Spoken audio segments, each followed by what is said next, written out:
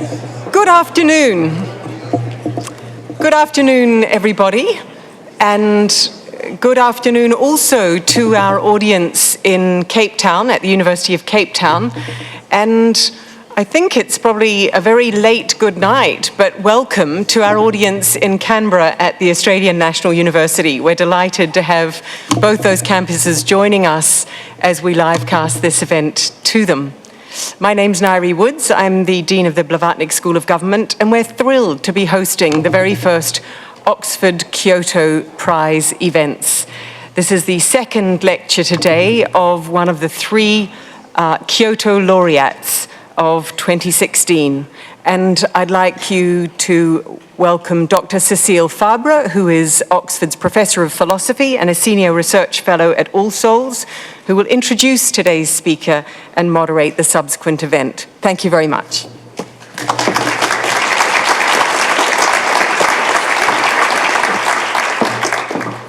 So good morning, good afternoon, and good evening, everyone. Introducing Professor Nussbaum is a daunting task. One is tempted to boringly read the titles of the 21 books she authored and the 21 books she edited. But that, as I said, would be quite boring. It would be equally boring, it seems to me, to list in detail all of her achievements. So with her permission, in fact, I dare say her blessing, I will not do that. I would like instead to draw your attention to what I think are four very important themes in her work for the last 30 years, two of which will be particularly relevant to the topic of her lecture today. Professor Nussbaum is extraordinarily well known for her very deep understanding of the Greeks and the Romans. Her book, The Fragility of Goodness, remains a classic to this day. She is also extremely well known for her account and defense of the capabilities approach, which has become, thanks to her, a theory of justice in its own right. Third, she has drawn our attention again and again to the boundaries which we are tempted to draw between us and others, and to the discriminatory, shaming, humiliating practices in which we engage on the basis of those boundaries. And relatedly, she has done an enormous amount of work on the role of emotions, good and bad, in politics. By those boundaries, I mean, for example, as exemplified in her work, boundaries which we are, all of us, willy-nilly very tempted to draw between us and our fellow nationals on the one hand and distant strangers on the other hand. Boundaries which we are all tempted willy-nilly to draw between us, members of a particular species on the one hand, and other species, on the other hand. Boundaries which we are all of us willy-nilly tempted to draw between those whom we regard as able of body and mind and those whom we do not so regard. The topic of the lecture today on aging draws on the last two themes, in particular, the role of emotions in politics insofar as humiliating, shaming, stigmatizing people is both an emotional practice and attitude, but also insofar as we discriminate against those who age, indeed might be tempted to discriminate against ourselves as we age for the benefit of the young. I've been very much looking forward to this lecture. I should say that moral and political philosophers have shamefully, and perhaps shamelessly, been deficient in addressing that very important issue, the issue of aging. And so we should be very grateful that Professor Nussbaum will help us make some progress when dealing with that factor which all of us willy-nilly have to face, namely that all of us, whether we want it or not, will age. Thank you very much.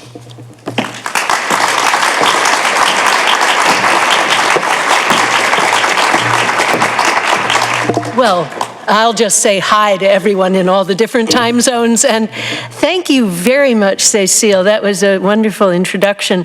And actually, there are 3 of the 4 themes, because you'll see the Romans will play a part, since they did address this topic, unlike modern philosophers.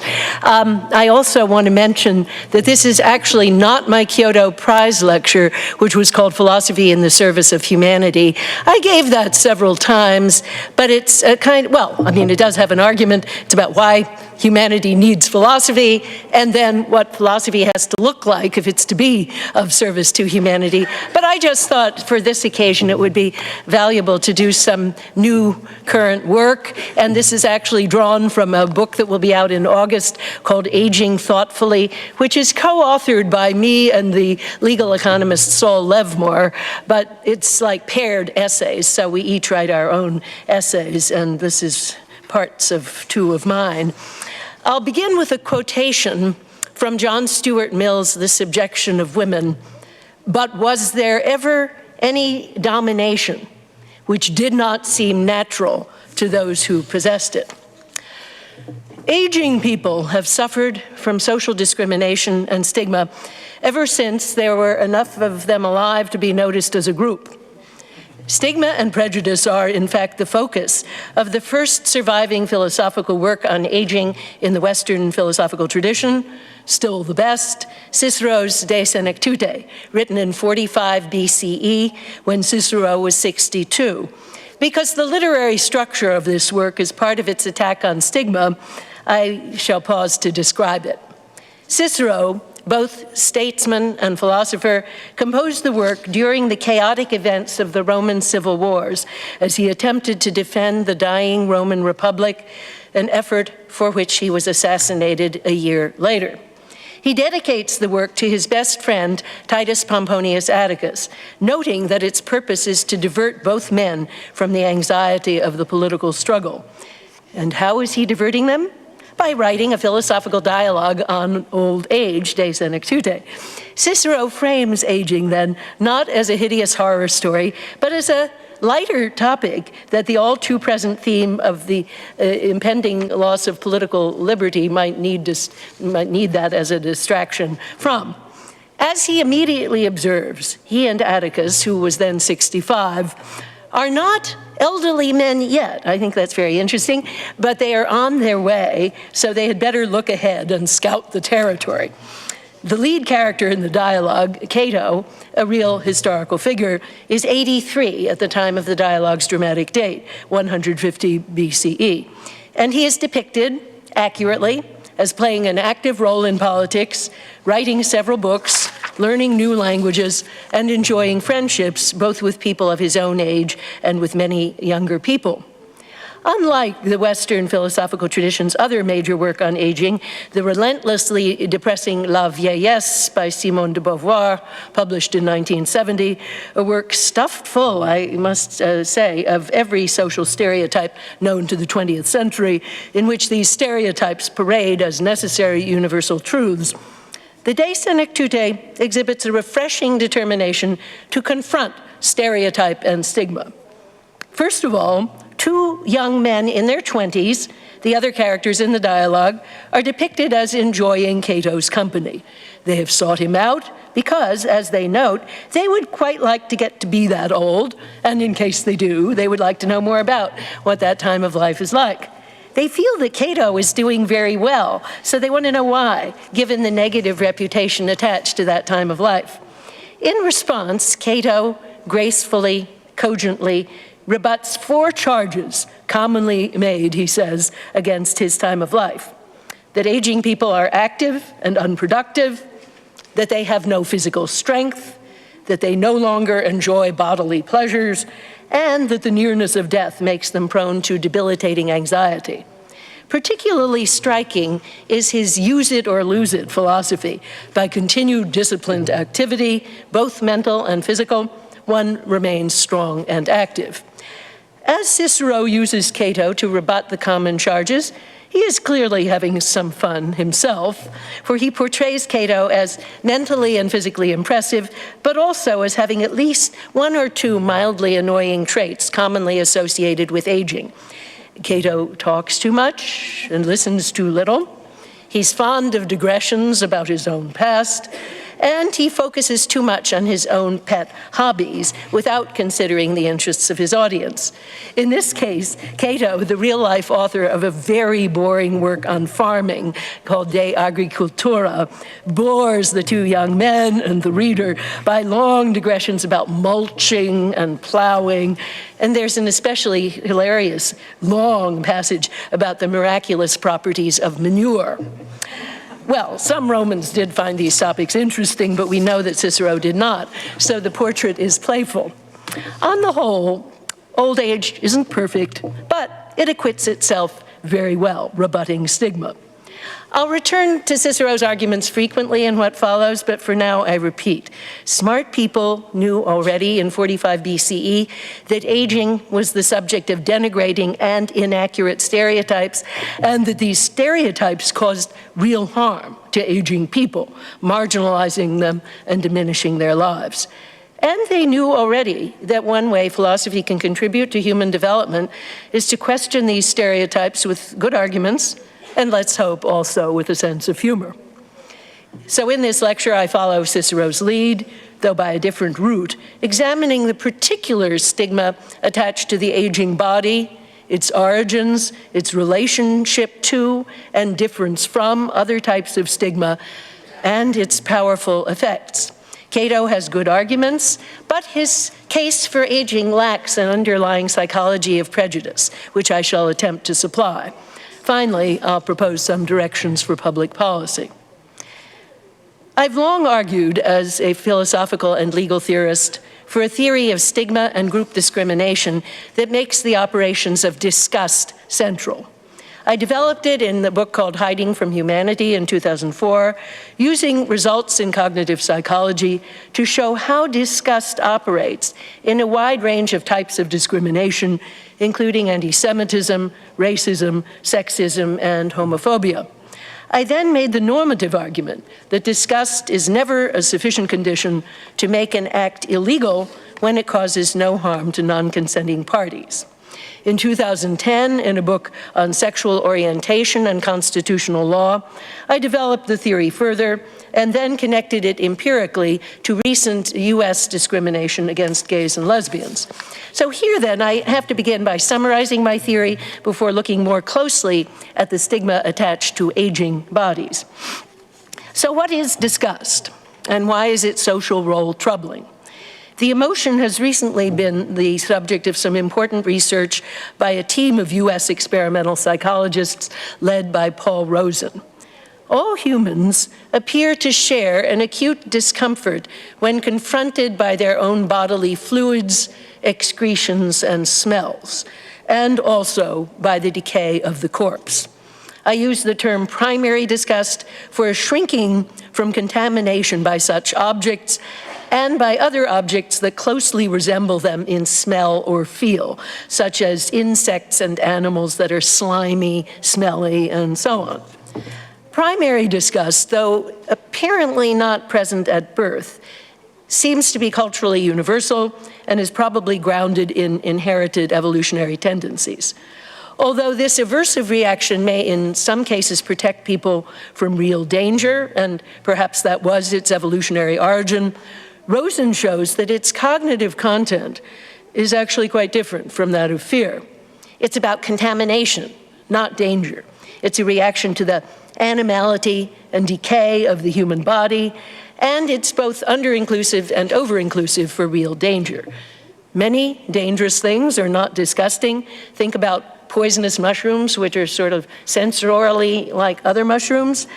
And people feel disgust even when they're rationally convinced that danger is absent, as with many experiments done by Rosen with sterilized cockroaches and other non-dangerous but disgusting creatures. Rosen concludes that in disgust, we're rejecting something about our own animality. Although I think he's not specific enough at this point, it's evident from his research that we do not reject all signs of our kinship with the other animals, not traits such as strength, speed, and beauty. What we reject is all that is associated with decay and mortality. So we're rejecting our own animal frailty and vulnerability. All that might be harmless enough, although I would argue that it's always problematic to encourage that kind of self-loathing. In all known societies, however, people don't stop there. And now we arrive at what I call projective disgust. People seek to create a buffer zone between themselves and their own problematic animality by identifying a group, usually a powerless minority, who can be targeted as the quasi-animals and projecting onto that group various animal characteristics which they have to no greater degree than the ones doing the projecting. Bad smell, animal sexuality, and so on. The so-called thinking seems to be, if those quasi-animal humans stand between us and our own animal stench and decay, we, the dominant ones, are that much further from being animal and mortal ourselves.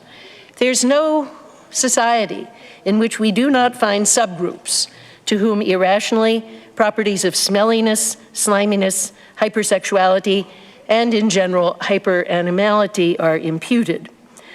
Now, there are many varieties of disgust stigma, and I'll just mention that our university, in combination with a group of scholars in India, have been studying these varieties, so this is part of a larger project. In European anti-Semitism, Jews were depicted as hyperbodily, smelly, and hypersexual, but also as crafty and intelligent. They were regarded with fear and envy as well as with disgust. African Americans, by contrast, were, and unfortunately at times still are, imagined as hypersexual and also as smelly, bestial, and stupid. They were regarded with both disgust and bodily fear, but not with envy. Another contrast involves strength. African Americans, especially African American males, are imagined as physically powerful and aggressive. To upper Hindu castes who observed, and in some cases still do observe, untouchability. By contrast, untouchables were foul, weak, and not particularly aggressive. In misogyny, women in so many cultures have been imagined as disgusting, and yet that disgust is frequently combined with sexual desire and arousal in such a way that no less an authority on sexuality than Sigmund Freud argued that disgust is an inevitable part of sexual arousal. And I think he's wrong about that, but in any case, he did say that. Feminists are surely right to see in this disgust, so oddly linked with desire, a linchpin of gender-based denials of moral and intellectual equality. And yet, the disgust reaction does not lead to avoidance of intimacy, but rather to an intimacy and domesticity characterized by anxious attempts to police female sexuality. It's not that women are never avoided as contaminating. Taboos surrounding menstruation in many cultures testify to the power of misogynistic stigma, and that polite and sophisticated observer of morals, Adam Smith, observed in the 18th century that males like to avoid females after sexual desire is gratified. Quote, "When we have dined, we order the covers to be removed," end quote. Contemporary US legal scholar William Ian Miller concurs with Smith, arguing that such male reactions are tenacious and will always impede gender equality. All this disgust, of course, is fully compatible with sharing a dwelling, food, and a bed. To continue to another case, in contemporary homophobia in the US, gay men are imagined as hypersexual and also as disgusting and as not sexually desirable to the homophobic men who have these reactions. Straight homophobic men seek not just subordination, but also segregation. The violent type of disgust stigma associated with homosexuality is more or less entirely directed at gay men. Lesbian acts were never illegal in Britain, and in the US, lesbian sex is rarely central to the political mobilization of hatred. The mobilization of disgust against gay men typically focuses on anal sex, imagining and often describing in pamphlet literature, which I've read quite a lot of, the mingling of bodily fluids as allegedly semen, feces, and blood all stir around together. It's striking that in India, the legal struggle over sodomy laws has prominently recognized the role of stigma and disgust. Discrimination against gay men has been explicitly compared to discrimination against the formerly so-called untouchables. Gay men, like Jews, are usually imagined as quite intelligent and as potentially successful, so disgust has often mingled with envy and competitive anxiety. These differences in stigma are important, but a common set of threads runs through all. An interesting puzzle is class. At times, class-based stigma appears to involve a form of bodily disgust, as elites imagine lower-class bodies as smelly, sweaty, gross, and dirty. George Orwell argued that the upper classes will always feel disgust for the living conditions of the lower classes, citing, however, conditions that were ubiquitous in British housekeeping in all classes in his time.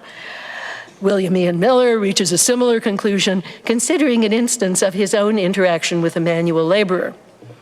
On the other hand, class relations involve many rational differences about policy and are not solely mediated by disgust. Moreover, in nations with reasonable social mobility, class may be a temporary status. Now, we begin to arrive at the heart of the matter for this lecture. Two instances of disgust stigma seem different from all the others, and interestingly similar to one another. Disgust for people with physical and mental disabilities is directed at weakness and inability, seen very likely as a lot potentially open to all human beings. It's not linked to any type of envy and not to any type of fear except the fear of becoming like that. Disgust for the bodies of aging people, who are often also members of the category of the disabled, have a similar flavor. There's no envy, no fear of superior power or intelligence, not any fear of an ungovernable sexuality or a propensity to rape others, just a kind of horror at the prospect of being broken down and allegedly decaying close to death. For so-called able-bodied people, there's an uneasy comfort in looking at the bodies of people with disabilities. They're different, and I'm not like that. With aging bodies, no such comfort is available. However much a younger person tries to other the aging, at some level, she knows that this is her in the future, unless she meets the yet worse fate of premature death. Projective disgust always leads to some type of avoidance of bodily contact. Again, however, the type and extent vary.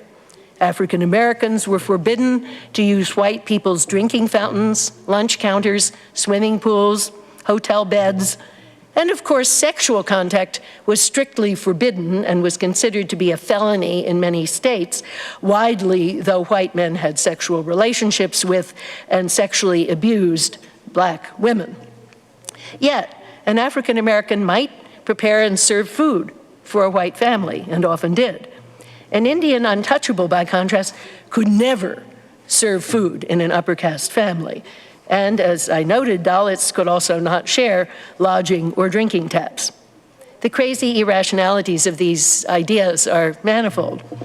As for gay men in America, given the reality of the closet, no ban on shared restaurants, lodgings, drinking fountains, or even swimming pools could realistically be imposed, but straight men still often find gay men creepy and seek to avoid any possible contact with them.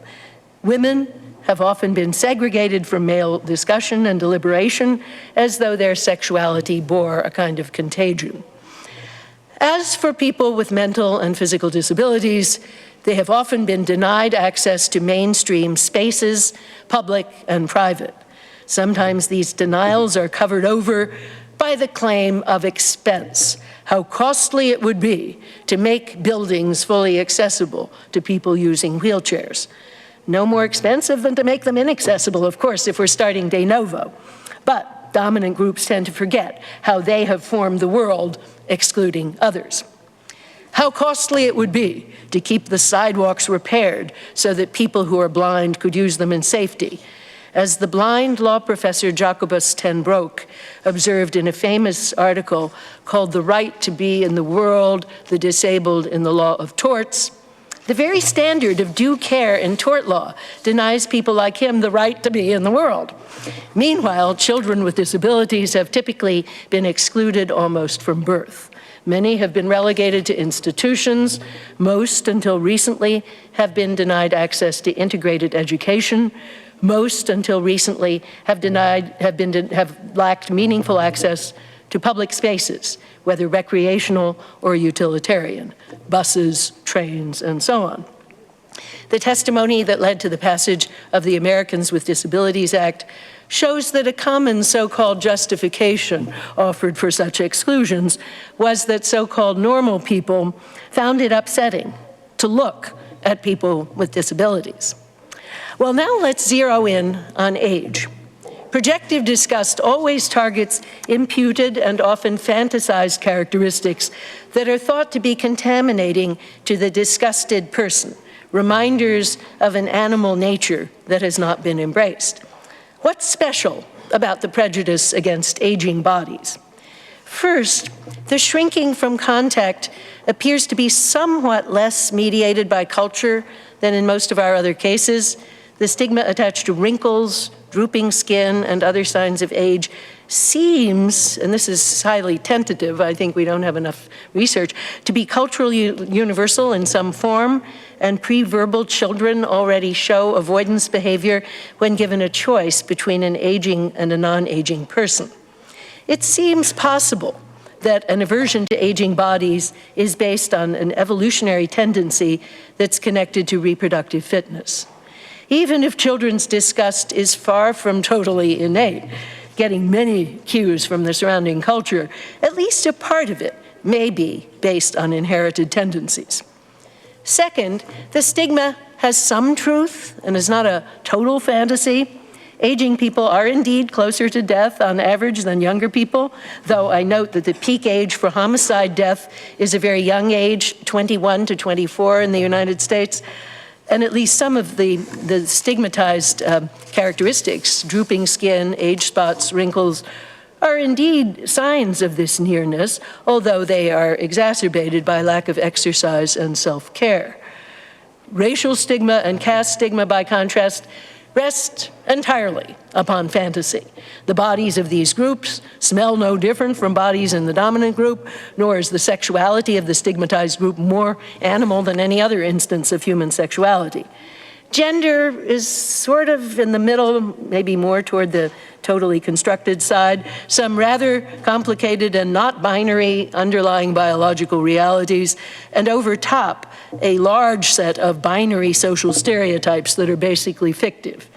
Disability, a category that overlaps considerably with aging, as I've said, is more like aging. A good deal of biology, but a good deal of fantasy and stereotyping.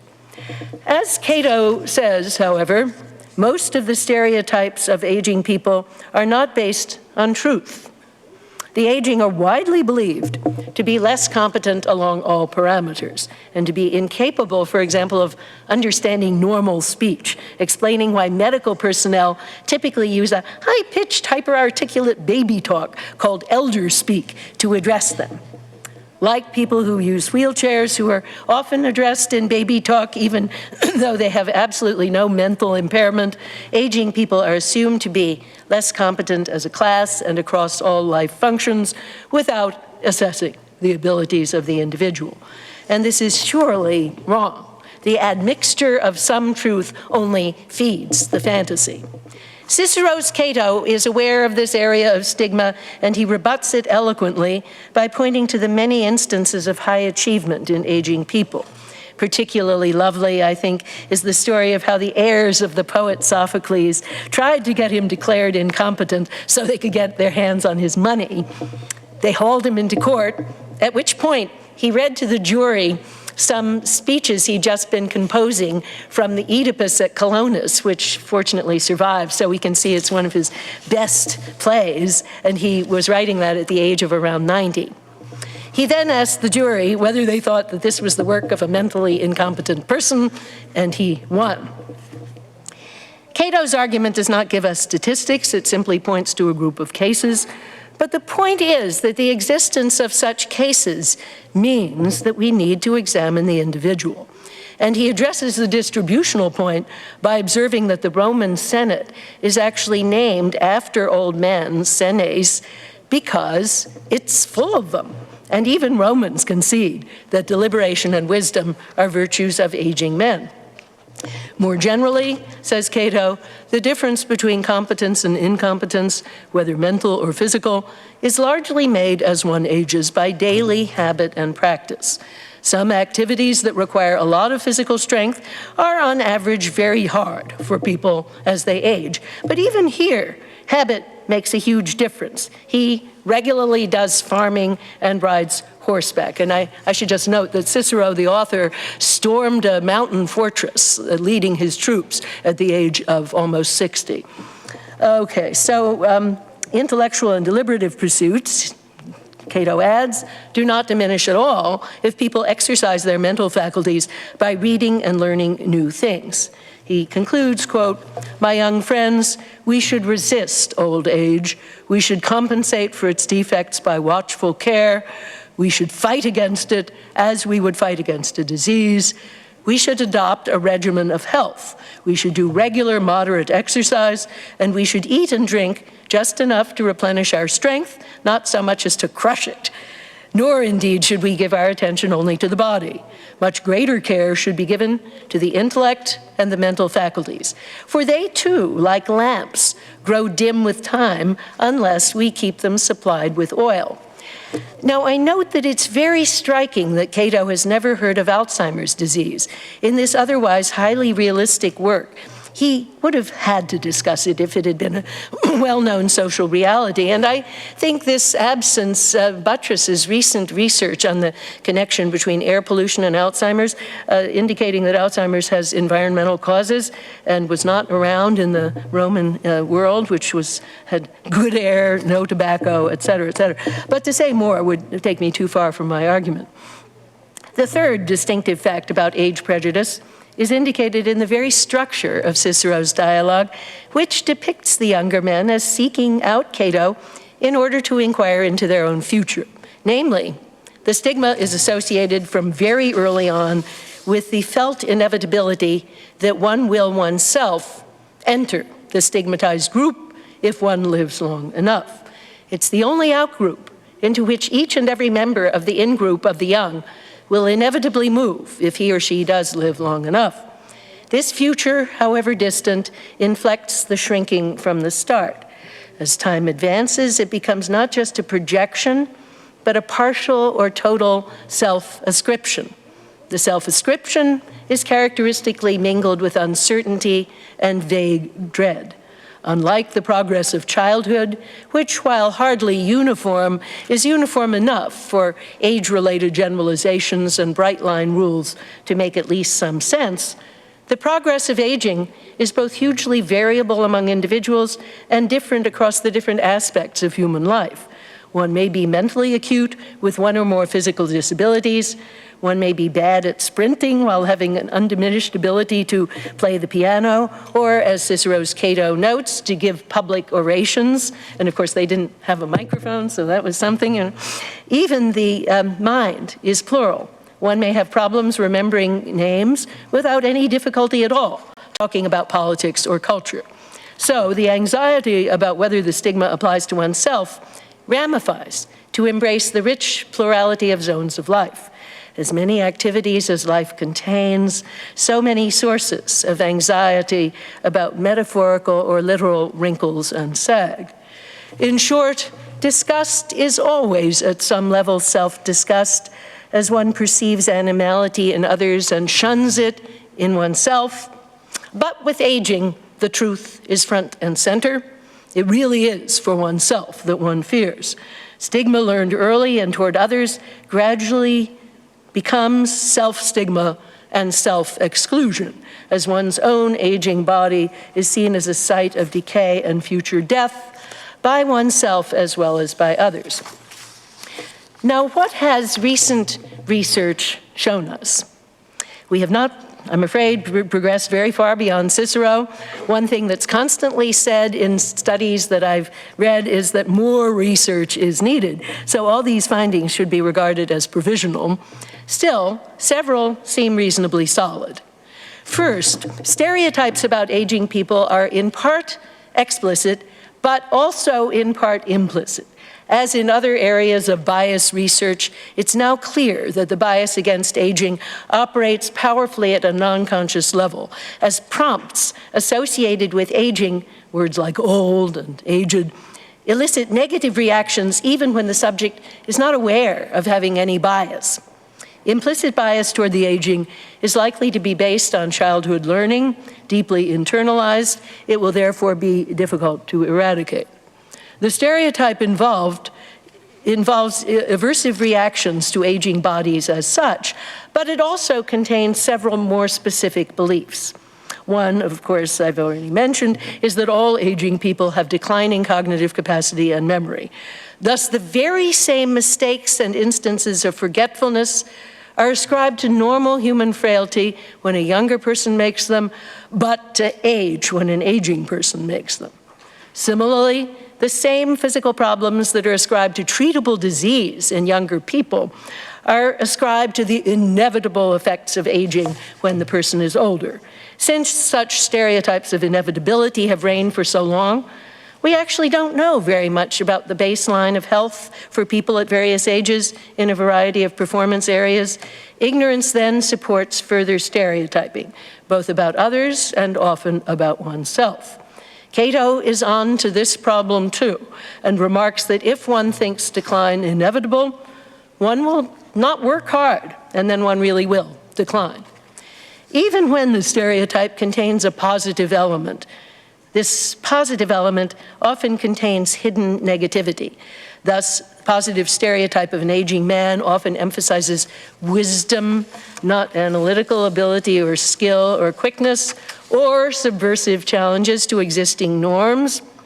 And aging women are denied even wisdom. The positive female stereotype is that of the perfect grandmother, which probably connotes nice, subservient behavior and not anything associated with professional excellence or challenging ideas. We should pause here to observe that these stereotypes involve what, in an important recent book, feminist philosopher Miranda Fricker has called epistemic injustice. That is, aging people are systematically downgraded and disparaged as knowers.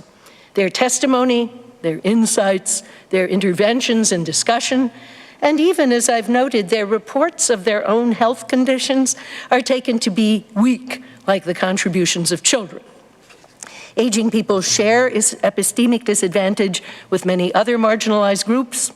Women, in particular, have long and ubiquitously been at an epistemic disadvantage in law and more generally in society, and this sort of testimonial disadvantage applies to other marginalized groups also.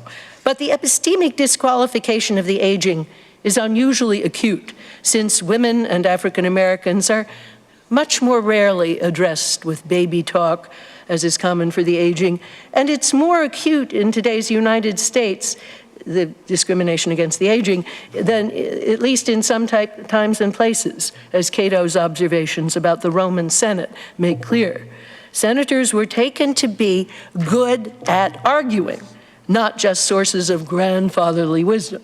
And Cato, I think, was actually right about Roman attitudes on this. At least aging men, then, were treated with some epistemic deference, though not always, as Cato's analysis shows.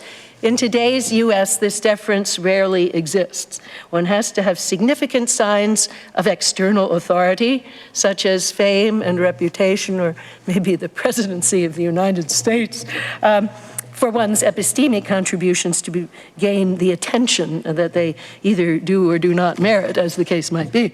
Thus, aging philosophers such as Amartya Sen, age 84 now, I guess, Jürgen Habermas, 88, and Noam Chomsky, 88, are taken very seriously, but less famous people of similar age are not. Moreover, even if a famous aging intellectual or a judge or politician has a bad day or writes a bad article, it's immediately imputed to age. She's losing it. Now, in fact, pretty much everyone writes some bad articles, and probably the people who make such criticisms have themselves done so. But when they're aging, the bad article is almost inevitably imputed to age. In the case of my dear friend, the late Hilary Putnam, one of the great philosophers of the last century, who died in 2016 at the age of 89, nobody could say with a straight face that anything he wrote was just bad. So they found another way to disparage him ageistically, to coin a term. Namely, Putnam wrote a good deal about the philosophy of religion in his later years, so those who wanted to disparage his age did so by disparaging his choice of topic, as if it was easy or even empty, never mind the fact that he was simultaneously coming up with new insights about Carnap. As one might predict, both explicit and implicit bias have real effects on the behavior of aging people themselves. Where health is concerned, stereotypes prevent aging people from seeking treatment for treatable weaknesses and diseases. Should they seek treatment, they may not get what they need if medical personnel influenced by stereotypes believe the condition is just normal aging. Mental performance has been experimentally shown to be directly affected by stereotypes. People actually do worse on tests of memory and other cognitive abilities when primed by references to their age. And as Cato observes, one will often simply stop working on one's body and mind if one thinks that work is futile. Furthermore, the stress imposed by carrying around negative stereotypes about oneself has direct effects on health and well-being, as has been shown experimentally. Sometimes aging people cordon themselves off from the ill effects of stereotyping by refusing to identify themselves with the denigrated group. Retaining an idea of oneself as young and able has good effects. On the other hand, this strategy forfeits the usual good effects of in-group protest solidarity. In other cases of deprived groups suffering from stereotyping, racial, gender, sexual orientation groups, and also, more recently, disability groups, group solidarity has been very important for revolutionary movements seeking better treatment from the world and seeking to enhance their own self-image.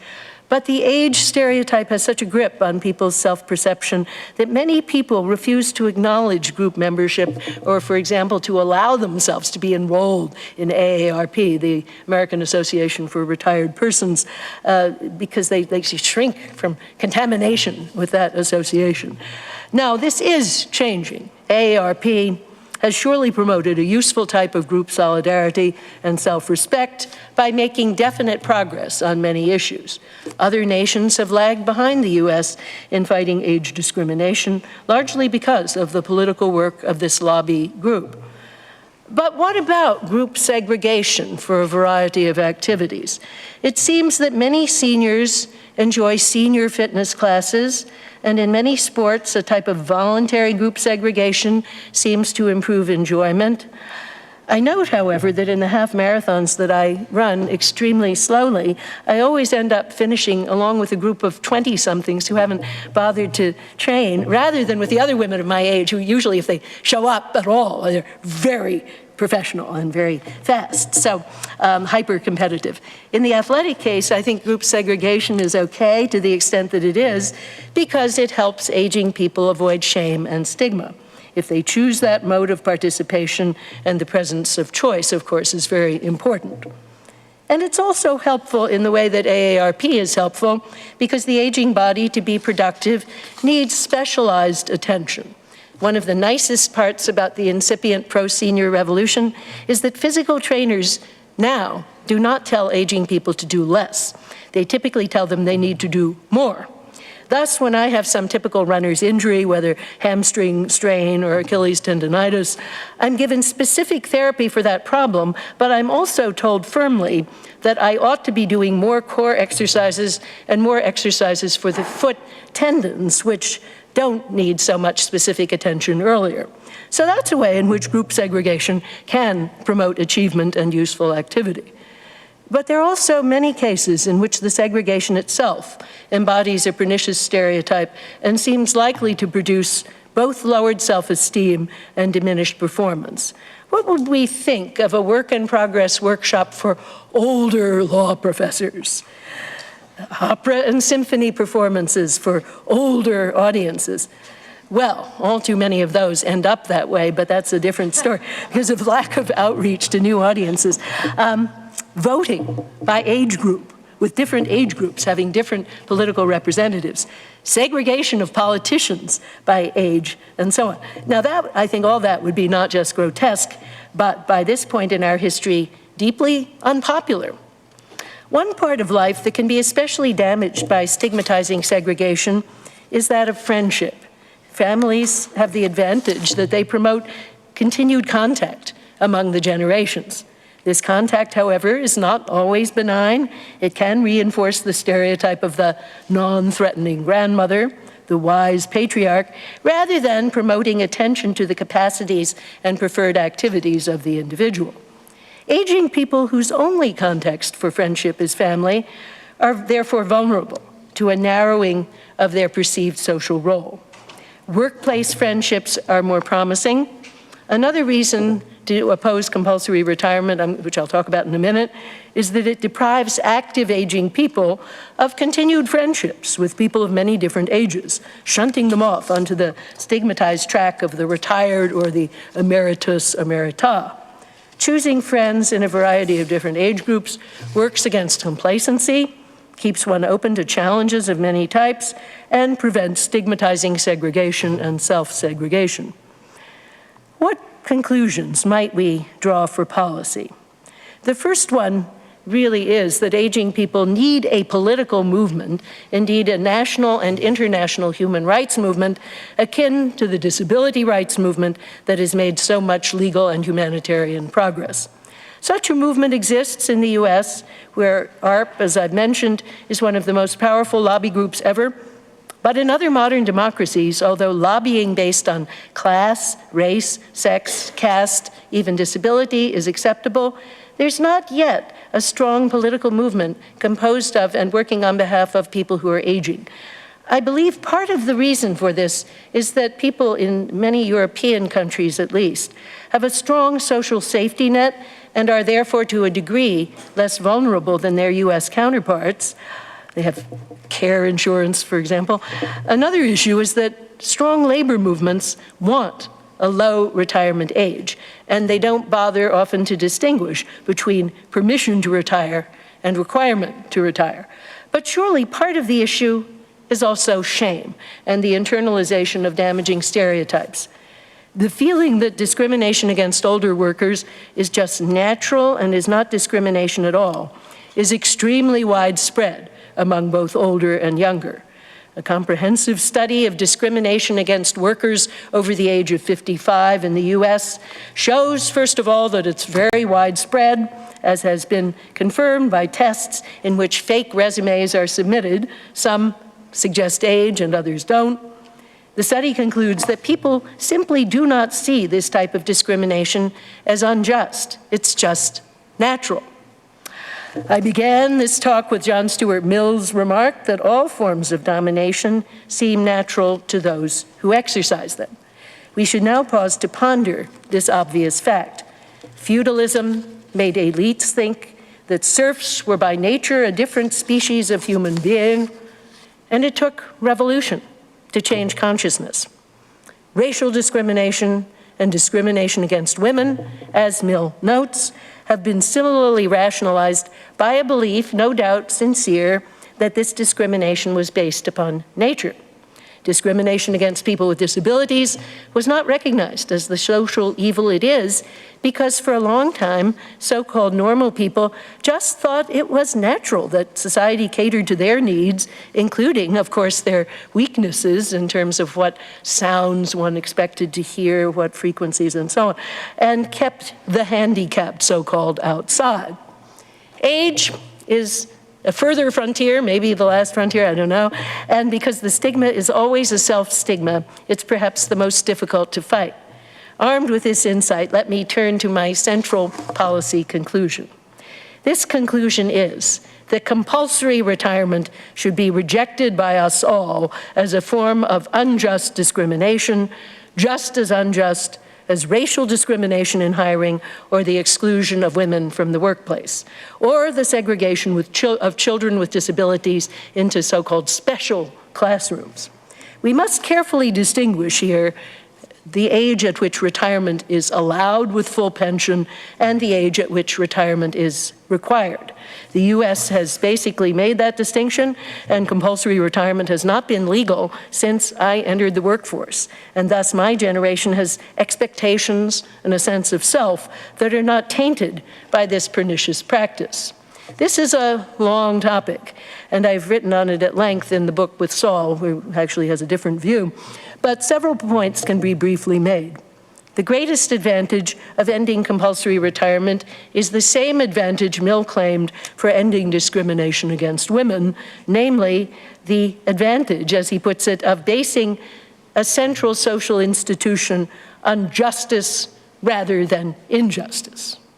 But we may mention other advantages, in particular the fact, now widely acknowledged but seen already by Cato, that work is very important for both health and happiness. Among the important dividends of the US regime is the wonderful fact that people by now don't really notice how old their colleagues are, and the joy of looking ahead to the next day's interactions with colleagues of varying ages, thus nourishing non-stigmatic mixed-age friendships, is a very great bonus for all of us, I think. This was Cicero's smartest point, for the young men do enjoy Cato's company. Cicero knows how valuable cross-generational friendships are for both older and younger, and he often alludes to his own aging mentors. I noted that in the Human Development and Capability Association, we imitate this Ciceronian practice, which was founded, the association was founded with the deliberate intention of bringing older researchers from Sen and then me, and then together with very young researchers. On the con side, we must face first the inevitable reply that such policies are too costly. In addition to observing that keeping people productive rather than supporting them through Social Security might be thought to be a savings, not a cost, maximizing the use of human capital, we should reply that when it's a matter of extending to a group equal respect and the equal protection of the laws, expense cuts no legal ice. When that same argument was made against including children with disabilities in integrated public school classrooms, the US court said that the financial shortfall of the school district in question that was griping about the extra expense that would be involved in including these other children must not be permitted to weigh more heavily on an already disadvantaged group than on the majority. This was the correct response. And just imagine the response if people were to say, let's exclude women and minorities from the workplace because there are not enough jobs for everyone, or more pointedly, a page out of the recent presidential campaign, because they are taking our jobs. People of reason would rise up, objecting that the full inclusion of all qualified workers on a basis of equality is an urgent issue of justice. Not all people are people of reason, and this so-called argument has been a major force behind the movement supporting Donald Trump. But fear of popular anger should not stop us from doing what is just, any more than the huge violence of the civil rights movement should have stopped the struggle for racial equality. To the objection that aging people require special treatment, mental and physical, we should make Cato's reply. It all depends on your habits. Many people do not require any special treatment at all. Furthermore, suppose they do. Under the Americans with Disabilities Act, employers are required to make what are called reasonable accommodations for workers with a wide range of disabilities. So even the extra expense of accommodation is acknowledged as a requirement of justice. But suppose job-related competence really does slip badly, despite all efforts at accommodation. Employers in the US system may lure people into retirement, and outside the academy, people can be fired for cause. What's forbidden is, number one, the refusal to accommodate, and number two, termination simply on grounds of age. This, I think, is as it ought to be, since there's such great variety among aging lives. Compulsory retirement, the leading form of age discrimination, is one of the great moral evils of our time, the next frontier of justice that any theory of human capabilities must address. The stigma attached to the aging body is real, and it has real baneful effects. Work is a great help, friendship is a great help, but in most movements for social justice, stigmatized people have also felt the need of a more informal anti-disgust movement that creatively reshapes the stigma into something to be embraced. The formal civil rights movement was accompanied by the slogan, "Black is beautiful," and a widespread social movement around that idea. The women's movement in my youth invented the slogan, "Our bodies, ourselves," and set about reclaiming the shunned and stigmatized zone of the female body as a site of curiosity and love rather than stigma and disgust. There are many reasons to think that aging people need, in addition to the good political work of ARP, a movement akin to the feminist Our Bodies movement, a movement against self-disgust. I believe this, in the end, was the deeper goal of Cicero's little treatise, to bring a despised topic into graceful and zestful social discourse and make people study it, have fun with it, maybe even love it. Following my argument, this movement would best be imagined as integrative rather than self-segregating, since, after all, the stigma against aging is lodged in us all, regardless of age. There's little hope of limiting its harmful influence unless one begins with the young. The stigma is, at its core, a stigma about our embodiment and our mortality, so we ultimately will need to shift attitudes toward the body. I think Walt Whitman saw this very well, in order to counter stigma effectively. The Our Body movement, Our Bodies, Ourselves movement, was partly about autonomy. We said, we won't let doctors take over our bodies and extract the babies. We will be awake and active and give birth as ourselves. But it was also very much a rebellion against the idea that the female body is disgusting, a staple of misogyny the world over. Whether we read the poetry of Walt Whitman or not, we were Whitmanians, saying, "I sing the body electric," that triumphant enunciation of all the shames and disgusts that Whitman saw behind the social phenomena of racial aversion, misogyny, and homophobia. Whitman knew that we will not be able to love one another unless we first stop hiding from ourselves, meaning our bodies, which are not platonic, which change and age like all bodies. For, as he says, if the body were not the soul, what is the soul? If we can love our own bodies, we may possibly also love what he calls the likes of them in other men and women. In a bold crescendo of anti-disgust, Whitman then enumerates all the parts that we might come to love, starting with the ones we all already like pretty well, head, neck, ears, then continuing on to the trunk, but its rather pleasing outer parts first, such as palm, knuckles, thumb, forefinger, on down to the strong thighs supporting the trunk. But then he delves within, caressing with his words, quote, "the lung sponges, stomach sac, the bowels, sweet and clean, the thin red jellies within you and within me," end quote. These, he says, are actually poems, and they are his poems. Oh, I say, these are not the parts and poems of the body only, but of the soul. Oh, I say now, they are the soul. It is because we still shrink from Whitman's invitation to self-love that we permit the hideous wrongs of age discrimination to deform our societies. Thanks.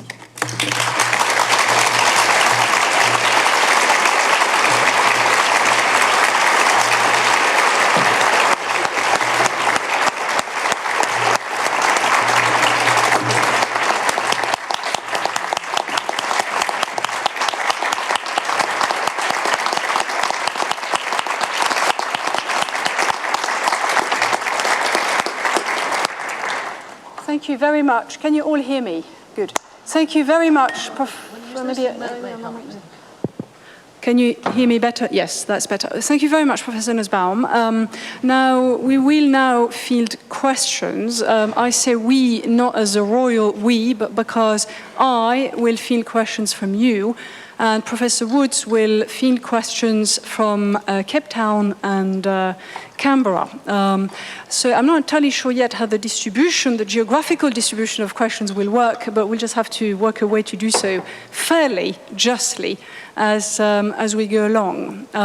Now, since you like walking around, I'm going to give you the mic. Okay. And I will your lap mic should work. And I will just point you in the direction of people who have a question. Shall we do it that way? Sure. Okay, brilliant. Do they need a mic for their questions? So is there? There are mics. So we got brilliant. Okay, so who would like to kick us off? A gentleman here. Hello. It strikes me that there are two different kinds of discriminatory narrative. There's a narrative around withdrawal and a narrative around entry.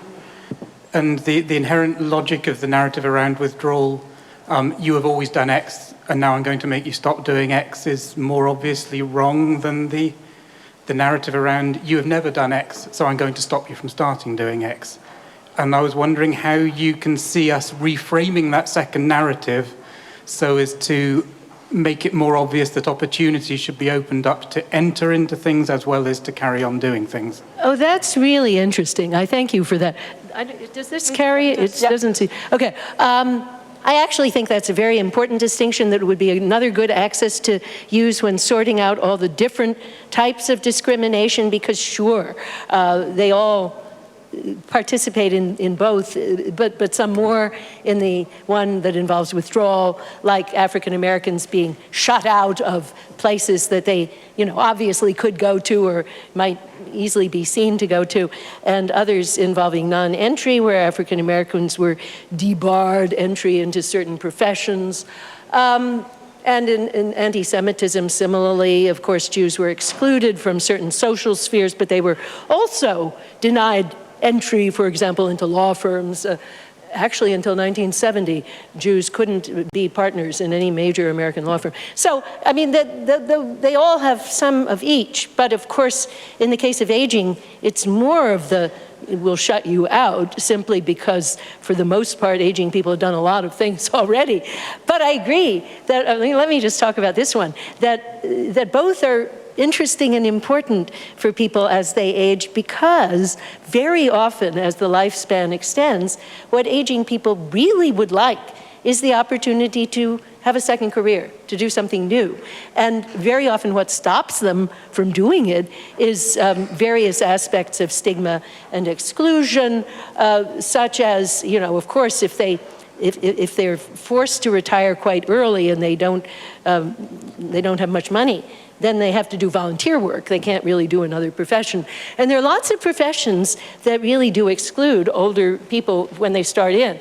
One that hasn't done so much, I think, interestingly, is religion. And I noticed that a lot of clerical personnel are second career, especially women. Both the rabbi and the cantor in my temple have, at a recent date, been second career women. And I think it's partly because people, make money doing something, and then they, they don't like it very much, and it was just purely for money that they did it, and then they want to do something meaningful. So I do feel that entry into a second career is one of the things that we definitely, I agree with you wholeheartedly, need to work more on. I don't believe that even our philosophy department, when it admits graduate students, treats fairly the person who is already even 40 and wants to start. My brother-in-law had a first career as a bassoon player with the Atlanta Symphony, and then he wanted to be a professional philosopher, and he was actually 50 by the time he got his first tenure-track job. He was discriminated against, for sure, without their saying so, of course, but they did it. And there was no point to that, because he had life experience that he then used to write one of the best books in musical aesthetics. So, it was really stupid. But so we have to really work on that very much, I agree. Question from... Yes, so let me just feed in some questions from Cape Town and Canberra. Nicolo Crisafi asks, aging people are less directly invested in the future. Isn't this problematic when it comes to affecting policy on long-term issues such as climate change? Others also pose the question of intergenerational justice. So there's, for youth in Britain, there's a sense that the older generation have voted for Brexit, have trashed the environment, have protected their pensions, and now want to keep their jobs. And what about the young people? Okay, thanks. Yeah, I mean, this is a form of bad behavior that's very familiar, of course. And in the US, there are even retirement communities that encourage this form of bad behavior by saying, we'll have a community in which children may not enter except for maybe brief family visits. And so they strongly encourage the aging people to live for momentary pleasure and not for any larger value. But here's where I think Dr. Inamori's reminder, the importance of altruism becomes extremely important, that aging people, of course, like all people, are prone to egoism and narrowness, but then we can all wake up and be more altruistic. Now, climate change, I think, is a bad example for that challenger, because to think about climate change requires us all to think of our grandchildren, not of ourselves. It's really, I mean, the best argument is one that's much longer time frame. And so, yeah, I mean, everyone should care about their grandchildren. And that's one of the things that my colleague David Weisbach, in his, there's a pro and con philosophy volume that he did with Stephen Gardner on climate change. And he's the scientist and Gardner is the philosopher, but they're really both writing philosophically. And Weisbach says you don't have to have any special weighting of altruism. You only need a kind of extended self-interest that takes in your grandchildren, and you will have strong reasons to oppose, to want strong measures against climate change.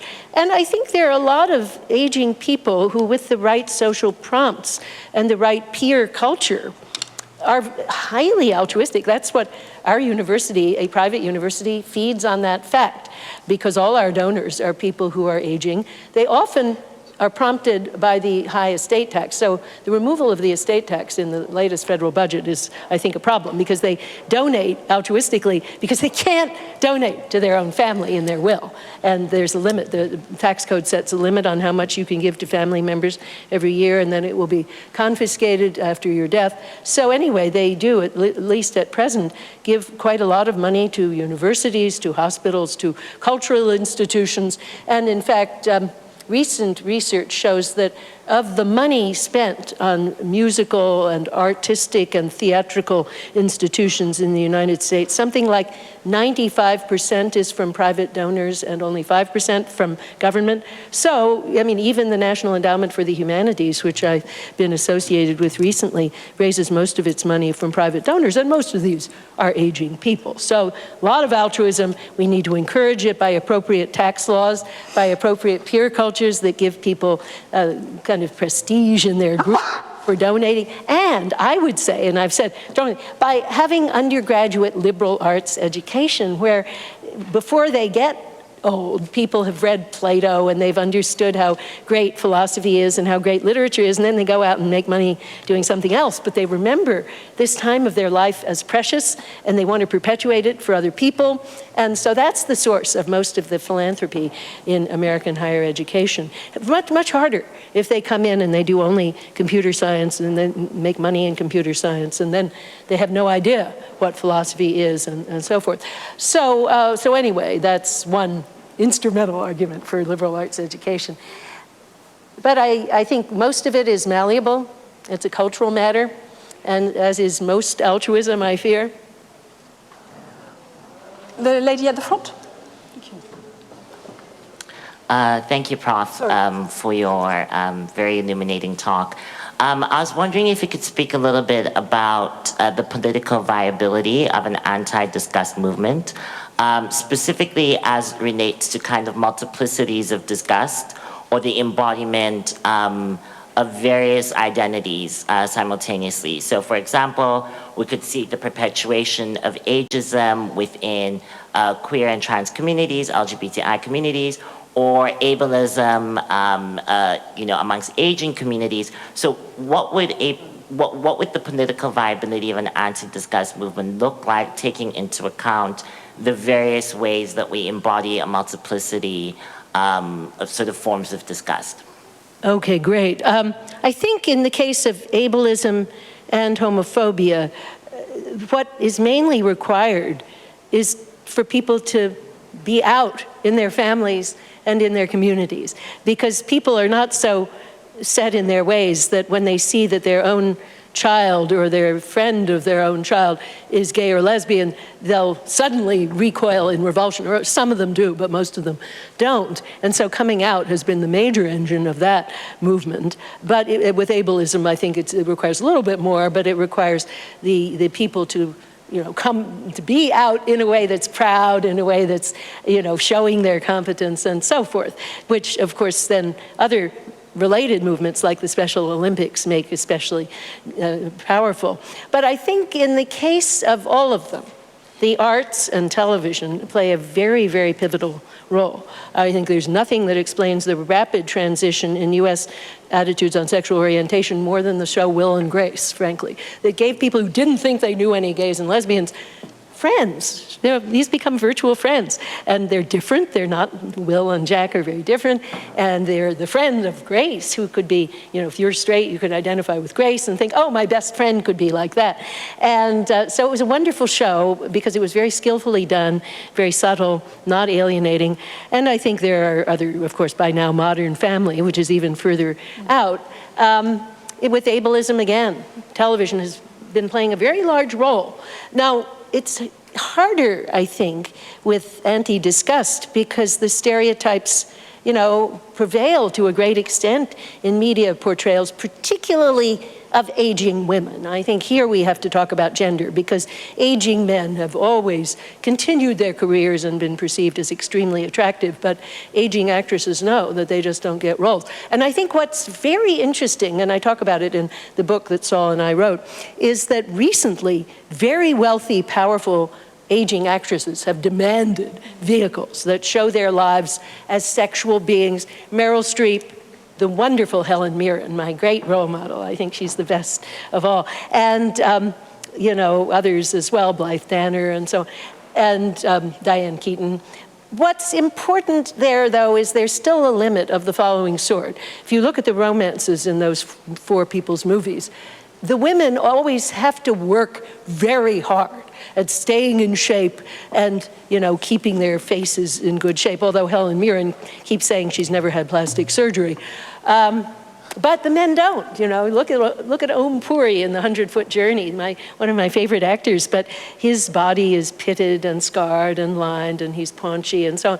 And Alec Baldwin, let's face it, he doesn't keep himself in shape, and neither does Jack Nicholson. So the men have much more latitude to be who they are. Now, if a woman wants to work out a lot, as a lot of women do, fine. But I feel like still the frontier of getting to look baggy and saggy and still being attractive has not yet been crossed. If we think about the new First Lady of France, it's remarkable because she is 25 years older than he is, but even she, she has a kind of French chic that's very much within the Helen Mirren mode. So I think we still need role models who are more, disheveled to give permission to women of all body types to carry themselves with pride. Gentleman at the back over there. Thank you. I was interested in your comments on segregation and the hazards and benefits of segregation against older people, segregation involving older people. I'm interested in healthcare and whether in this country there's been a movement in recent years towards so-called ageless services, removing all barriers, removing services geared up towards older people. Is that a threat or is that an opportunity? Well, I think like the transition to gender-equal medicine, we have to recognize that part of what that involves is doing the specialized research that addresses any particular needs that a particular body type has. What we realized in the 1970s was that all the medical research was basically done on male bodies, so we had no clue as to what women's bodies were like and what they needed. And I think it's very much the case with aging bodies. When I read Runner's World, everything about nutrition and exercise is basically geared to people maybe under 50. And specialized knowledge about nutritional needs of people as they age is something that I think would be very useful. So there's a balance to be struck between just forgetting about the specialized research and fully including the people. But I think fully including somebody means finding out whether they need something special. It's absolutely true what I said about physical therapy, that foot tendons do need more exercise as you age. So somebody telling you that is actually is helping you to be included, not excluding you. So I think one just has to figure out that balancing act. Thank you. Tamir, over there. Hi. Yael Tamir. If you got him. Hi, thank you for a wonderful, wonderful talk. But I wanted to ask you a question about the work. I think we are heading towards a generation where work, valuable jobs, will be limited. I mean, everybody now talks about, I don't know if it's the end of work, but it's really the reduction of work. So shouldn't we be thinking, rather than expanding the working life of individuals, about sharing work and allowing different people to do works that makes them able to express their abilities, and in the rest of the time, either volunteer, be altruistic, or so on? It seems like just extending the work life of people that are able and occupied good jobs means that a lot of young people will remain without jobs, and the inequality in general will be just growing. So I think we should be thinking in this new world more about distribution rather than expansion. Okay, thanks very much, Julie. I think, of course, we don't know, because there's so much work that isn't getting done. A lot of care work is not being done. It's being foisted onto women as though it's their natural work. So that's partly because, at least in my nation, people think, well, we don't have enough money to give care insurance or in-home nursing care, so we'll just assume that women will do it out of love. So I think that our notion of what jobs ought to be done is often dictated by some kind of social injustice, like not wanting to spend much money in the case of my country. And so if we had a more generous willingness to support the work that actually needs to be done, we might not find that what you say is true, because I think there's so much more work. Schools need more teachers. They don't get them because the districts are, like my governor, cutting the school budget so that the school has to be even open fewer days in the year. So if we could get across that mindset and be willing to pay the amount of tax that would be necessary to support the work that clearly needs to be done, then I don't know that what you say would actually be true. But suppose it is a little bit true, then maybe we should just remember that story of the school district that was required to include the children with disabilities, and they said, oh, but we have so much, we don't have enough money to go around for the children we already have, now these extra children come in. And the court said, well, you figure out your own financial problem. And they did say whether the problem is caused by lack of good administration and incompetence, we don't know. But it certainly can't bear more heavily on the stigmatized group than on the non-stigmatized group. And that is the course that's been taken by the Individuals with Disabilities Education Act, which has included children with disabilities. Now, of course, all the protested expenses didn't materialize, because what's mainly needed is better teaching and better teacher training, which if you start de novo doesn't have to be an extra expense. And extra facilities, as I said about buildings, if you don't have to retrofit them, if you build them de novo, then they don't cost any more. But I guess I feel that if we all worked maybe fewer hours than Americans currently work, but we still had a strong social safety net, that would be a fine state of affairs. I think Americans probably work too many hours in a way that's incompatible with strong family relationships and volunteer work that many people want to do, political work that people need to do. So I wouldn't mind that, so long as it's distributed in the right way. Thank you. Nari. Yeah, so I'll give you one of the questions from Cape Town in South Africa and one from Canberra in Australia. So from Australia, the question is, As life expectancy increases, will the lower boundary of the older adult increase or decrease? So what will being old mean? And Carla in South Africa says, Europe, Japan, the United States, they've all got aging populations, but in Africa, the population will double by 2050 with a huge youthful concentration. Will that affect global prejudice? Okay. I think what has happened in this Western history, beginning with Cicero, is that the life expectancy of normal people who outlive infant mortality, so we take that out of the equation, but just take into account a sort of normal, reasonably affluent people, it's dipped quite a lot when people started using tobacco and when they had very unhealthy climates and unhealthy lifestyles. And just reading the long list of the ages of the Greek and Roman philosophers, who were not particularly affluent people, but typically, if they didn't die by assassination, Cicero and Seneca did in their 60s, they typically lived into their 90s, or in the case of Isocrates, 107. So I don't know that the boundary, I think the boundary artificially came down because of bad environment, and tobacco is a huge contributor. But then it's gone back up again, but it's not that different from what, right now, from what Cicero encounters. Now, how much more will it go up? My fellow laureate, Dr. Hondo, said yesterday that he thought it probably wouldn't go much higher than now, but maybe up to 100, but certainly not older than that. So I guess I think, if he's right, and certainly he knows most about it of anyone around here, it's probably not going to make a major change. It'll just mean, I hope, the extension of the opportunity to get to be that old to more people, which is creates a different problem. But now I turn to the population problem. That is a real problem. And of course, it's a problem in all countries. There are various different kinds of population problem. Some countries do, like Japan, I think, suffer from underpopulation because they're not replacing their population, but they're also not encouraging immigration either, with the result that universities are depopulated. All kinds of pernicious things happen as a result of that.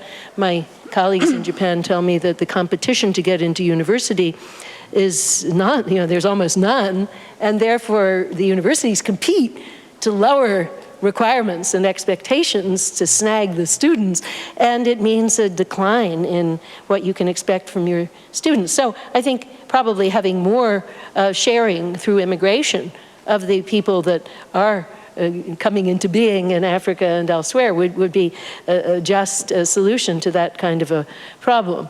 But of course, reasonable population control is another important part of it, and certainly feminists in Africa have long been demanding more autonomy for women in their decision to use contraception and control the use of contraception in their relationships, both because of population and because of HIV. And I think in general, as Sen has argued in an important article called Fertility and Coercion, where he's arguing against the mandatory limiting of family in China and elsewhere. And he argues that the single most effective means of population control is educating women and giving them more decisional power within their family and within their society. And I think if that were done, then this problem would correct itself, because women, you can see what happens in Europe and in Japan when women do make that decision. They are not having enough children, perhaps, but they're certainly not having too many children. Thank you. Gentleman here. Hi, thank you for the lecture. My name is Hotzi from the Blavatnik School and formerly from the University of Cape Town. And I just want to take you out of the US context and just go back to the discussion of distribution of workers. And a debate that we faced at the University of Cape Town a couple of years ago was around the retirement age of professors and whether you should extend that retirement age. And the debate kind of centered down on some of the arguments that you made, that you shouldn't discriminate against these academics simply because they've reached a certain age. Now, the counter argument that came was, due to the limited resources amongst a lot of departments, to maintain older academics meant that you were unable to get new black academics. Now, in the context of South Africa, racial transformation of academia is quite important.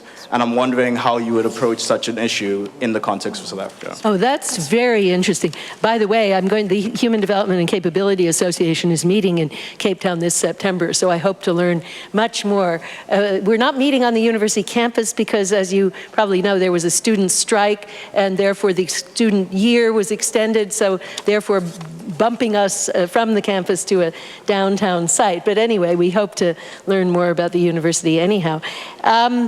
I think that's a very interesting and special case. Now, I think more generally, when we think about these arguments that young people won't get jobs if older people are extended, we do have to think about this simple justice and distribution argument I've made, but we also have to, I believe, question the truth of that claim, because often we have to distinguish between people who basically could easily be lured into retirement by an attractive retirement package because they don't particularly care about their work and all they're trying to get is the salary, which American universities, if you study them, you can see they've found various very successful ways of luring into chosen retirement the people who are less academically productive.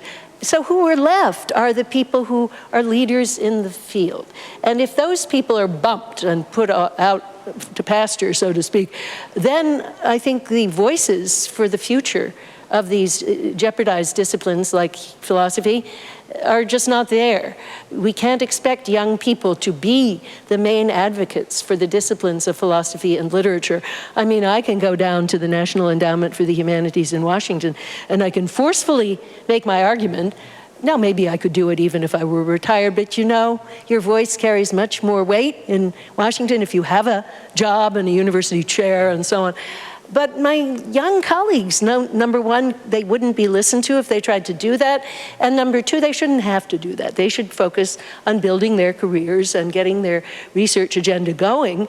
And then it's for us, people like me, to have a sense of social responsibility to the profession and take that lead. And so I question the wisdom of putting those people off to one side, when actually that's the time in their life where they can be the most effective political advocates for their discipline. Now, the special case of trying to get more African academics, Black African academics, I agree, that's a special problem. But you know, racial diversity is a problem in all universities in Europe and America too. So it's not just an African problem. And what we have done, I'm sure a lot of American private universities do the same, is to set aside a special pot of money, quite a large pot of money, so that a department that comes up with a very fine candidate who is African American or Latino can appoint an extra person. So we now have an African-American philosopher who recently got tenure, who was appointed at the beginning of his career, philosopher of action, not working on race, but in any case, a very marvelous philosopher whom we never would have been able to hire without that special source of money. And if we had there was another appointment we tried to make of a Latino philosopher where we also got that money, and then the person had another offer and turned ours down. But I think that's the way to do it. Give special attention to that problem. And where does that money come from? It comes from donors who want to cultivate justice. Just as in the law firm world, which used to be all white, all WASP, no Jews, no blacks, no women. Now, you know, partners realize that's bad for society, and they themselves decide to devote, since a partnership is them, a share of their own earnings to court and give attractive offers to, fortunately, our excellent African-American law students. So I think it requires a recognition of the urgency of the social problem, donors who recognize the urgency of the problem. And you know, I guess I feel one shouldn't rely on the government to do it, because governments, at least in my country, are so terribly irrational and fad-ridden and so forth, and run by often misogynists and racists and so on. But you can find a private donor who's decent, and you don't have to accept their money if you don't think that they're decent. So that's the advantage, right?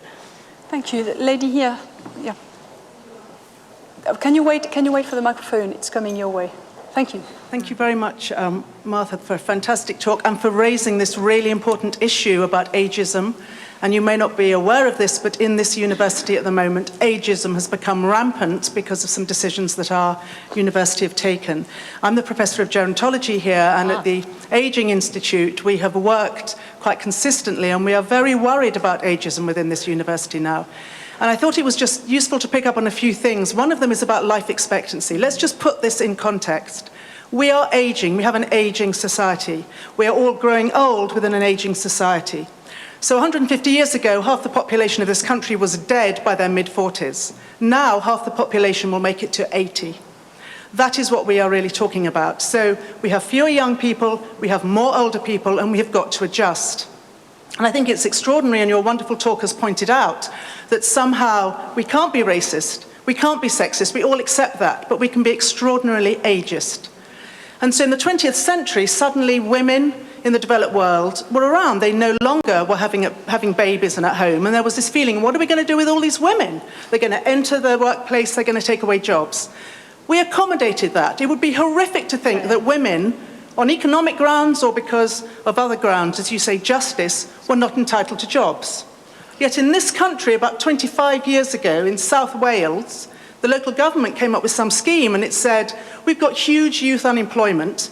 All women, if you would like to give up your jobs, you can nominate a young man so we don't have youth male unemployment. That is in our country within the last 25 years. We're horrified. But I have heard people in this room suggesting that older, able people in this university and other universities, purely on the basis of age, should give up their jobs so that other people can have jobs. Now, obviously, we need jobs across the life course, and I was very struck by the question over there, where we were talking about stretching out work. And if you look at the life course and these longer life courses we're going to have, we should really be saying we have a lot of young people, they are busy having children, and we should be focusing on positive parenting. And at either side, they're either in education or they're in full-time work. And then we suggest to people they should leave employment in their mid-60s and live for another 30, 40 years. What we have to do is really look at the world of work and stretch it out. And I completely agree with you. We stretch out work across the life course, and we do not discriminate on grounds of age. But I will say that only last week I was at a dinner with lawyers in this university, and the ageism that the lawyers were showing, that it was unthinkable that they could use those terms if it was going to be about sex or race. So I really think we've got to think much more creatively because we are an aging society. Well, thank you so much for that. Wonderful. Actually, I got started on this project, quite frankly, when in 2014 I gave the John Locke lectures here at the age of 67. So I just turned 70 last weekend. And happy birthday. I was noticing, well, thank you. I was noticing that so many people, my own age cohort, were leaving, now not stopping working, but being forced to leave Oxford and going sometimes to America or whatever they did. So the following people, John Hawthorne, John Broome, Jeremy Waldron, well, he left for a variety of different reasons, but looking ahead to the age was one of them.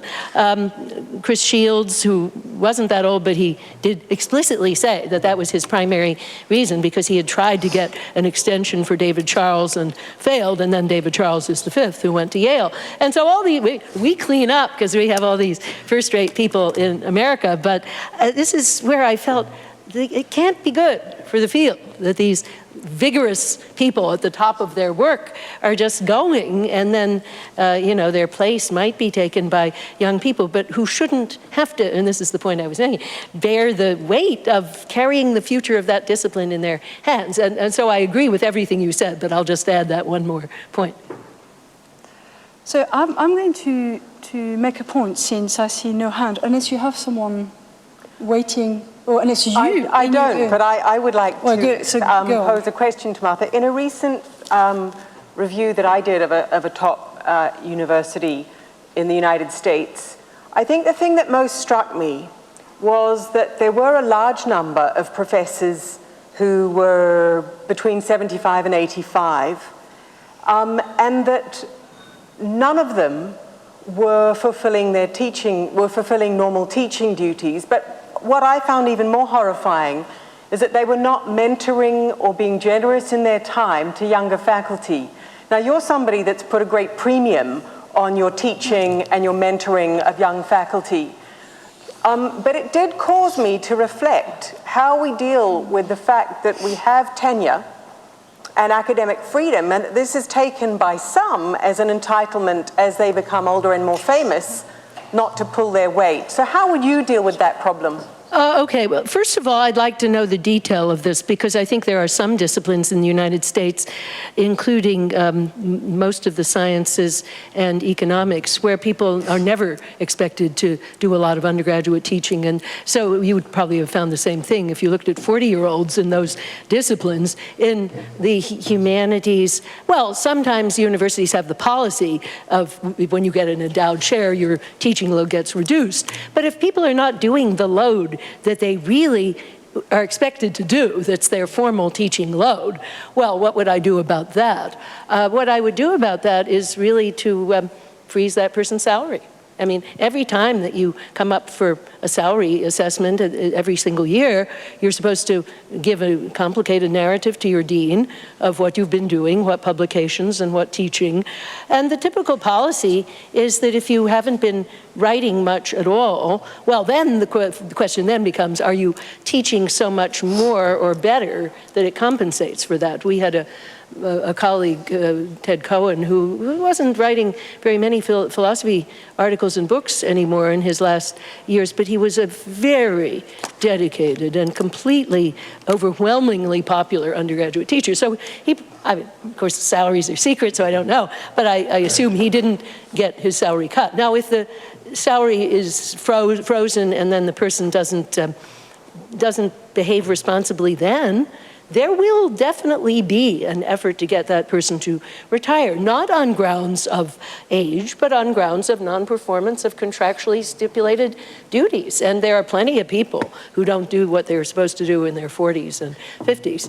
As to supervision, I actually think that's so much a temperamental matter, and there are lots of people who unfortunately don't do that well at any age, and there are other people who really do, but that age shouldn't, I don't think age is the reason why people don't do it when they don't. So I guess I'd like to look into the details of that, but my dean, well, my law school dean certainly deals with things very secretly, but he would do it through the salary process. We don't have anyone who's not teaching, because the peer culture is so strong in that regard that you would be led. I mean, not only, I teach relatively little just because I do teach 4 courses, but they're not huge. And some people are teaching 150 people and doing all the grading themselves because there are no TAs in the law school.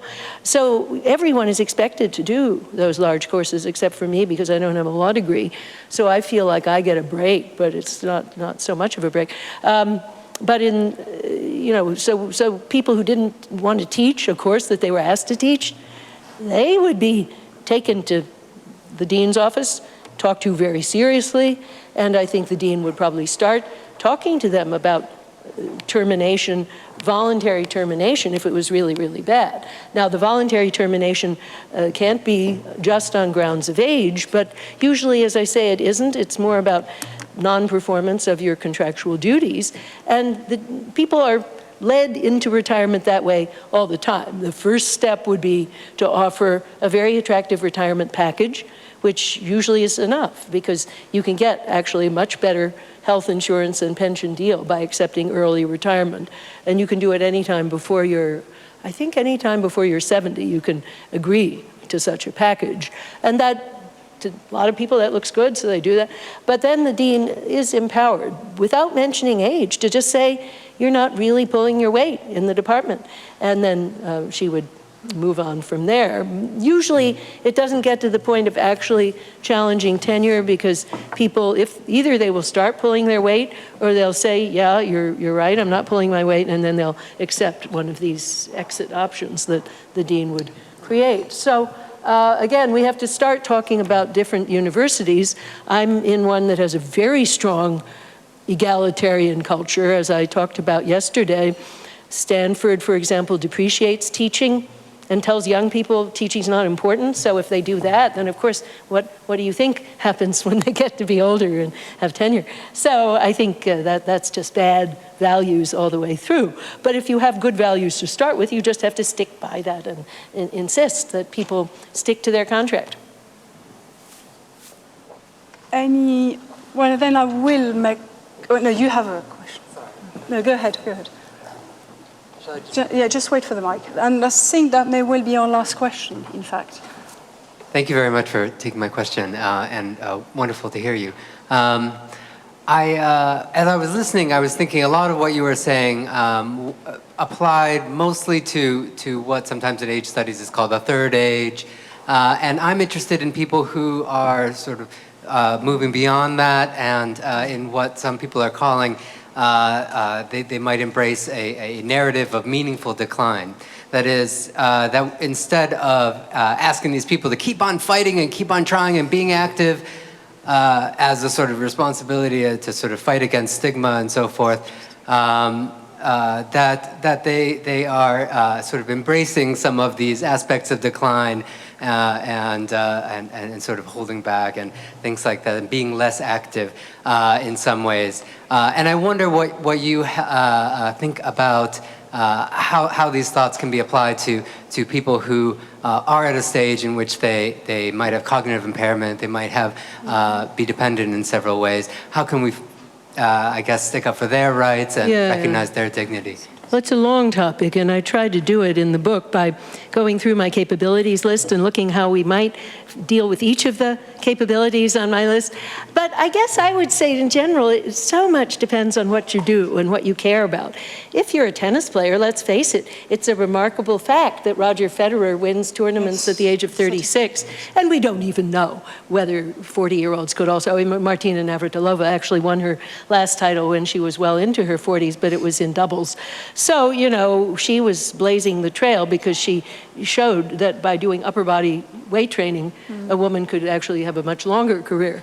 But anyway, we don't know much about how long athletes can do these things. I mean, the Williams sisters are obviously blazing the trail as well. I always root for the old, but when I remember these are like 38 or something, that's extraordinary. But when we think about philosophers, it's a wholly different story, and we have all of the tradition behind us because Kant published nothing worth posterity's recognition until he was well over 50. So we have all these aging philosophers who've for centuries done great work. So I don't know, you know, I think we have to take the individual. Some people do start to have some types of cognitive decline, but again, what is the type, and does it inhibit you from doing what you actually do? And we just are beginning to understand that cognitive decline is so multiform. So I know philosophers who cannot actually get from this room to another room across the way because their spatial recognition is all shot, but who can still write articles, you know, and I could name them, but I don't think I will right now. But and there are others who maybe they can't remember names at all. I mean, Amartya for about 15 years hasn't been able to remember anyone's name, but that doesn't stop him from doing really important work. And so, you know, it's just a question of the individual. Now, I suppose there might be some individuals for whom the idea, I would rather not say decline, but of a shift in activity, where you might steer the person into some activity that's rewarding to them given where they are. Just the way that with a person with lifelong disability, you would figure out what can they do. And I just saw a wonderful BBC program this morning in my hotel about a youth orchestra for kids with very severe disabilities where they've invented a special kind of instrument that they can play with their eyes. It's fantastic, and the kids are so happy that they can be fully active. And I wouldn't say decline, it's just like you have to find avenues of activity and figure out what kinds of activity bring pleasure and reward to the person you're dealing with. And I just thought those kids were so marvelous because they were an orchestra, and yet most of them could not speak or move their limbs at all, but with their eyes and their tongues and so on, they could do wonderful playing of instruments, so long as the instruments exist, right? So I think that's the frontier that I would want to explore first. And then the other part is friendship. You know, friendship is multiform itself, but it always has there's some form that it can take, no matter what your state is, and then you just have to figure out how to facilitate that form. I'm strongly in favor of compulsory civil national service as a way of bringing young people into regular contact with aging people and forming cross-generational friendships, but also destigmatizing aging, making people less isolated, and getting a lot of that care labor to be done that now women are doing, so to speak, out of love for free and so on. So anyway, those are all things that I would want to explore. Thank you very much. I'm afraid that we have to draw this, to a close. So let me thank you on behalf of the Blavatnik School for coming to this lecture, those of you here in Oxford and those of you over there and down under in Cape Town and Canberra. But overall, thanks to you, Martha, for such a wonderfully stimulating lecture. Thank you very much. Thank you very much.